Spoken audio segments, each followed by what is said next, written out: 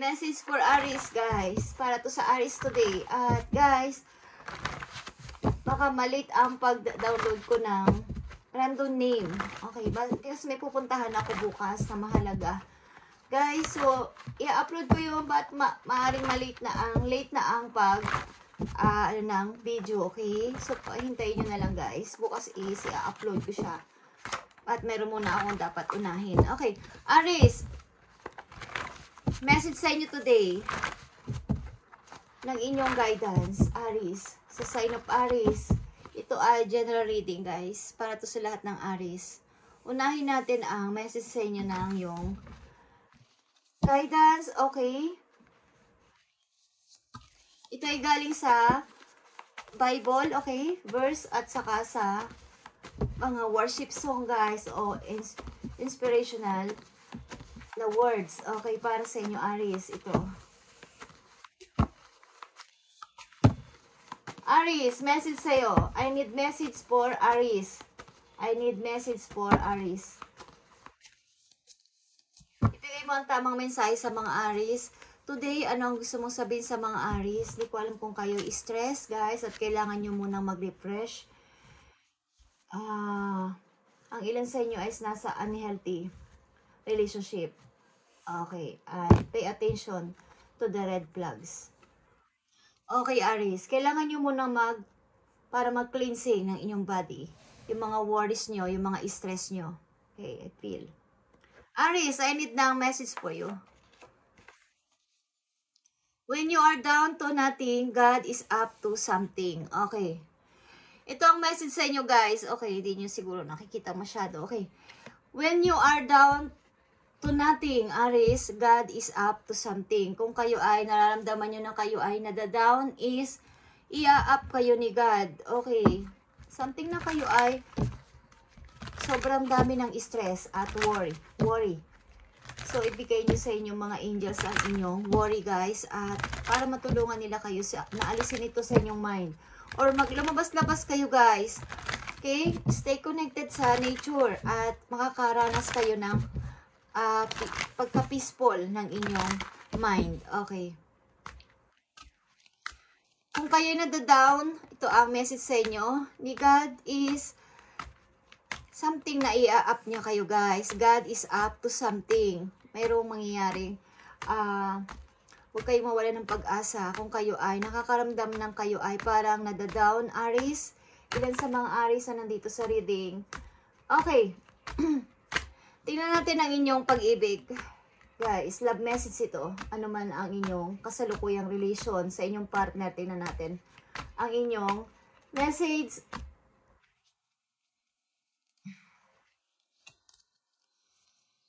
Okay, nandito Aries ang unrequited feelings. There is not enough love to keep this relationship going in healthy way. Okay, maaring kakakaranas kayo ngayon ng hindi pa tapos ang inyong nararamdamang pag-ibig o nararamdamang love sa inyong karelasyon. Kaya nagkakaroon kayo ng worry and parang mga stress. Okay, maaring kailangan nyo, guys, mag-cleansing. Okay, palayain nyo ang inyong sarili. Okay, sa taong halimbawa is nilet go ninyo. Okay, unrequited feelings. Hindi pa kayo totally, ang ilan sa inyo nandito sa reading is hindi pa totally nakakapag-move on sa inyong nararamdaman sa inyong hiwalayan na partner. Okay. At isa pang message sa inyo dito about dito sa inyong pag-ibig. Love message. Tingnan natin. Aries. They are the one. Okay, you have already met the romantic partner you seek. Okay, sapagkat maybe ang tao na to is itinuturing mong the one para sa'yo. At maaring ito na yung sasabi mo sa puso mo na ito na yung taong para sa akin. But bakit kami nagkalayo? Okay, let go of the need to control. Okay, maaring something reason kung bakit kayo nagkahiwalay ng tao na to. Allow this situation to unfold naturally, guys. And put yourself first. Kaya, bago ko simulan tong reading, nararamdaman ko parang kayo ay stress and Yung energy nyo ay mabigat. Okay. Kailangan nyo mag-cleansing kahit 1 day, kahit 2 days, guys. Kayo ay lumabas-labas o kaya ay buksan ninyo ang inyong kortina. Papasukin ang sariwang hangin sa bahay. Okay, umamoy kayo ng mga aroma, essence. Okay, Aries, kahit 1 day is cleansing. Okay, sa inyong body, kailangan nyo ng magpalakas, guys. Message sa inyo ng inyong spirit guidance. Aries, message today, ngayon. Sa kasalukuyan, message sa inyo ng inyong spirit guidance. I need message for Aries. Sa kanilang kasalukuyan. Let your past go. Nandito ang let your past go. Guys, Aries. Okay. The burden of carrying your past around has made you weary, okay? Dear one, it's time to set this burden down. Okay, keep only the lesson and the love, okay? And leave everything else behind. You don't want it or need it in its now game. Okay. Ibig sabihin nito, guys, is iwan nyo lang sa inyong mind yung mga natirang good memories at love. Okay? Yung mga bad na naranasan nyo o naramdaman nyo habang kasama nyo ang person na to is, let go nyo na. Let your past go. Okay, guys? Ito ang nagpapaburden sa inyo, nagpapagulo sa isip ninyo, sa inyong kasalukuyan, sa ilang Aries na nandito.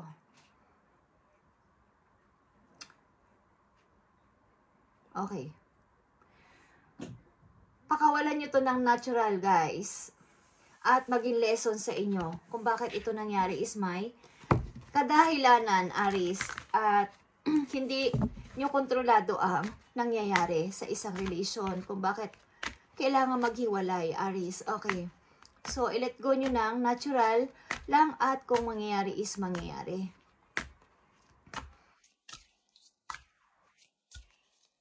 Tingnan pa natin ang isang message for you galing sa inyong spirit guidance, guys. Tingnan natin. Message for Aries. Entrepreneur. Okay. Entrepreneur, guys. Okay. Self-employment suits you, disposition, and intention. Okay, guys. Working for yourself allows you to better follow your intuition and divine guidance. Aries, we are your co-workers and teammates. Okay. Who remain loyalty by your side to ensure your success in all ways. Okay. Maaaring kayo ay may iniisip din na magtayo ng isang negosyo kahit maliit lang. At ito ay nakatagdang mangyari sa inyo, Aries. Okay, at may mga iba kayong loyal friends o may mga teammates kayo o co-workers na susupport sa inyo, pinaplano. Okay, at ang inyong guidance din is naka-support sa inyong bawat paplanuhin. So, kailangan nyo mag-cleansing, guys. Kailangan ninyong tanggalin muna ang mga alalahanin bago nyo ipagpatuloy ito. Something na kayo, guys, ay nasa inyo naman na lahat. Kumbaga, may kakayanan kayo, ang ilang Aries na nandito sa reading, is may kakayanan gawin ito sapagkat nasa inyo na lahat yung dapat mangyari. Nasa inyo na, alam nyo na ang dapat gawin, pero kayo ay nagwo-worry. Marami kayong worry sa inyong isip. Okay. Na kailangan ninyong tanggalin at mag-recharge muna sa inyong katawan. Okay. Kailangan nyo mag-refresh muna bago kayo mag-start ng isang kung meron kayong papasimulan na isang negosyo, meron kayong papasimulan sa buhay ninyo na pag-unlad sa money is kailangan nyo munang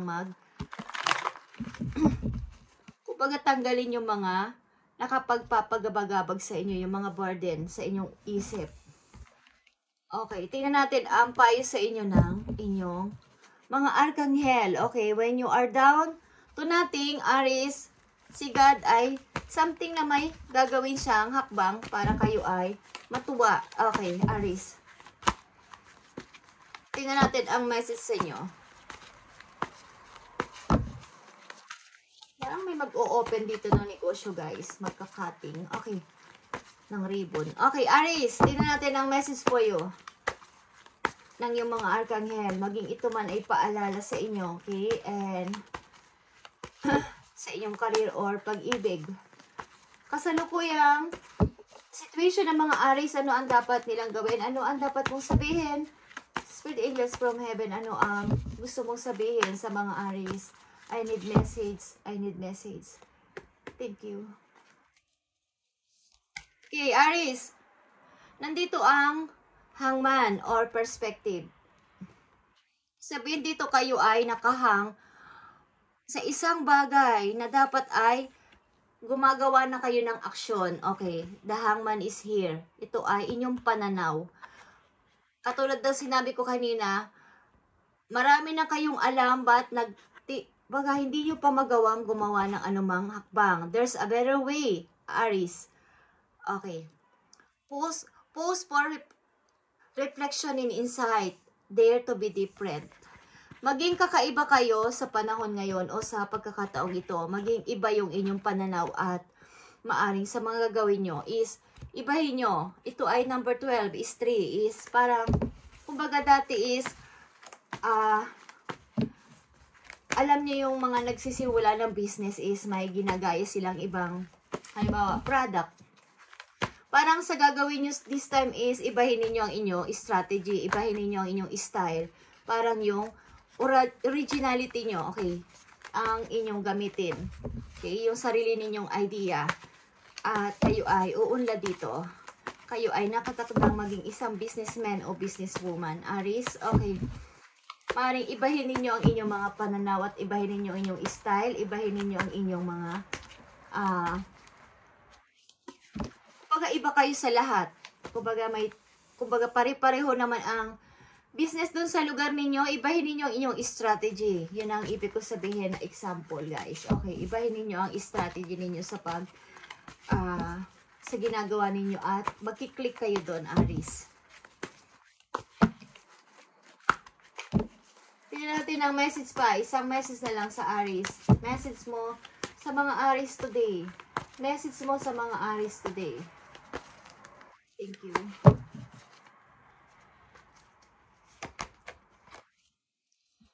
Eight of Gabriel, guys, is 8 of Wands. Okay. Pinapadalang kayo ng maraming message na usahay ng heaven, guys, na magpatuloy. Okay, ipagpatuloy ang mga naisip, ipagpatuloy ang nasimulan, Aries. A great deal of activity, Aries, sudden and immediate result. Important communication. Maybe maging active kayo sa mga messages, maging aware kayo sa mga messages sa paparating, at may mga good news kayo matatanggap, okay, at maring ito ay sa pagpapasimula ninyo sa money, pagpasimula ninyo sa inyong career, okay, maaring parang pinupush kayo ng kapalaran, guys, o ng heaven, na kayo ay magpatuloy at makakamit nyo ang inyong kagustuhan, ng inyong happiness. Okay, 8 of Wands is, ito ay direct message, guys. Okay, direct message ito. Maaring galing ito sa isang tao din na kayo ay pinupush na, yan, gawin mo yan, Aries. Yan ang nararapat, Aries. Okay, nagawin mo this time. Maaring may nag-uudyok sa inyo na ganito. Okay, maraming nagme-message sa inyo na gawin nyo to. Ang bagay na to, ipagpatuloy mo to, Aries. Okay, at patungo to sa iyo. Tagumpay. Okay. Ito ay rushing message. At magpatuloy pa. Kailangan dito ng clear communication, Aries. Tingnan na mayroon kayong activity o project na gagawin, Aries. Tingnan pa natin ang message sa'yo ng iyong guidance. Last message for Aries. May gagawin si Lord sa'yo something. Okay, kung nafe-feel nyo na kayo ay nadadown, Aries, mayroon siyang gagawin na ikagugulat ninyo, okay? Baguhin ninyo ang inyong pananaw at mag-relax kayo, guys. Okay, kahit 1 to 2 days lang, mag-refresh kayo sa inyong sarili. yung bigyan nyo ng attention ng inyong katawan this time. Okay? Kayo ay punong-puno ng worry and stress. Okay. Tinampan natin ang message sa'yo. Message mo sa mga Aries. Isang message na lang sa mga Aries. Thank you. Hold on, Aries. God knows what He is doing. Okay, hold on. Yan ang sabi sa inyo, guys. Sweet lang, kapit ka lang, Aries, at alam ni God ang ginagawa niya o gagawin niya para sa'yo. Okay? When you are down to nothing, Aries, God is up to something. Okay, and hold on. Hold on. God knows what He is doing. Alam niya ang gagawin niya sa'yo. Okay? At alam niya ang dapat niyang gawin sa inyo, Aries. So, magpatuloy ka lang kung ano dito ang naiisipan mo. Okay, the hangman is here. Alam kong alam mo na ang dapat mong gawin, but parang naghihintay ka ng sign. Okay, mula sa heaven o mula sa isang tao. So, maging active ka o maging aware ka sa messages. At sa mga email, sa mga phone calls, or sa mga tao na isi-send sa'yo ni God para gamitin, para ikaw ay ma-encourage na magpatuloy. Mukhang ang ilan sa inyo na nandito sa reading is magtatayo ng business, guys. Okay, napipil ko dito. Magtatayo kayo ng business or mag-i-start ng isang project. Okay. Ang kailangan nyong gawin kahit ilang days lang, guys, is kayo ay mag-recharge, kayo ay mag-refresh ng inyong katawan, guys. Mag-detoxify, something cleansing, guys. Kahit na sa loob lang inyong kwarto kung saan kayo natutulog is maglagay kayo ng mga aroma, essence, guys, na makakapagpa-relax ng inyong utak. Okay, ng inyong isip, magkakaroon kayo ng peace of mind, something. Kahit na isang araw lang, guys. Okay, Aries, when you are down to nothing, God is up to something. So, hold on, Aries. At alam ni God ang gagawin niya sa'yo. Okay. Okay, ito ang message sa inyo, Aries, today. And God bless sa inyong lahat, guys. At nag-upload ako bukas ng random message o random name sa mga Aries o sa Leo, Aries, and Libra. So, baka malate lang ang ng video. Okay, guys, pakihintay na lang. Salamat and God bless.